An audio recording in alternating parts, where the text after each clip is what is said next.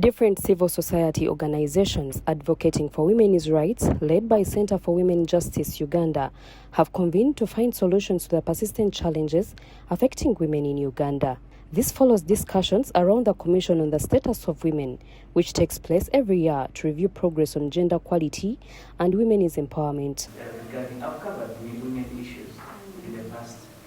This year, organizations resolved to go beyond dialogue rooms and conduct community surveys in slum areas across Kampala to better understand the realities women face daily. The Domestic Violence Act, such as the Prohibition of Female Genital Mutilation Act, and these were put in place to protect the rights of women and girls of Uganda. Immaculate Owomugisha, team leader at Center for Women Justice Uganda, notes that beyond physical violence, women are increasingly facing what she describes as invisible violence, a form of harm that often goes unnoticed but deeply affects their well-being. Such forms of violence call for urgent policy reforms and stronger protection mechanisms for women. On invisible violence made visible, gender and the fight for justice. We are living in the digital world, and we know invisible violence is what is harming women most. The survey revealed major challenges affecting women in slum communities, including poor menstrual waste disposal, limited sanitation facilities leading to rising urinary tract infections, social issues such as imprisoned mothers leaving children without care, harassment of women in the media, and increasing online violence, noting that at least 58% of women have experienced internet-related harassment.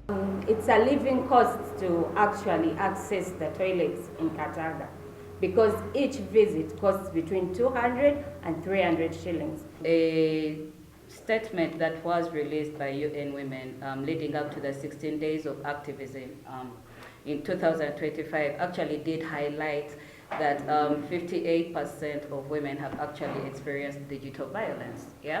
Women in leadership continue to face gendered attacks such as online harassment, defamation, and sexualized smear campaigns designed to silence them.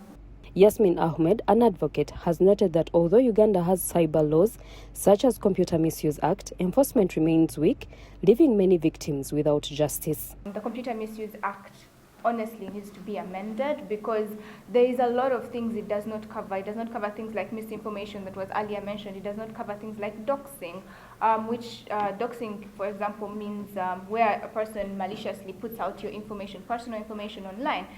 The civil society organizations are now urging government to increase funding for gender-responsive programs, strengthen accountability, and amend existing laws to better protect women both offline and online. They say the findings from the Kampala Slum surveys will form part of the advocacy agenda aimed at influencing policy discussions at future sessions of the Commission on the Status of Women. The government of Uganda, for stronger implementation of these policies, we also call upon the government of Uganda for increased funding of gender-responsive programs and also increased funding of the Ministry of Gender.